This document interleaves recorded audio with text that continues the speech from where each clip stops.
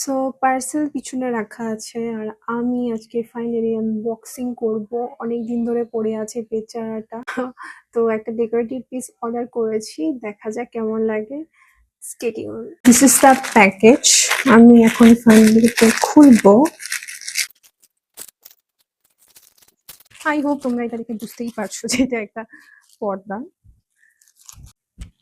চলো এটাকে টাঙিয়ে দেখি এটা কেমন লাগছে।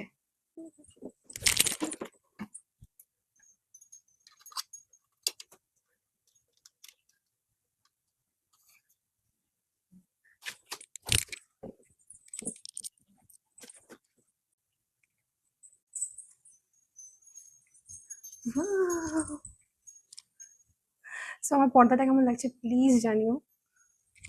অ্যাকচুয়ালি মাঝে মাঝে না রুমগুলোকে একটু ডেকোর করতে আমার বেশ ভালো লাগে, আর এটা আমার মনে হলো এখানকার জন্য একদম পারফেক্ট সেটিং।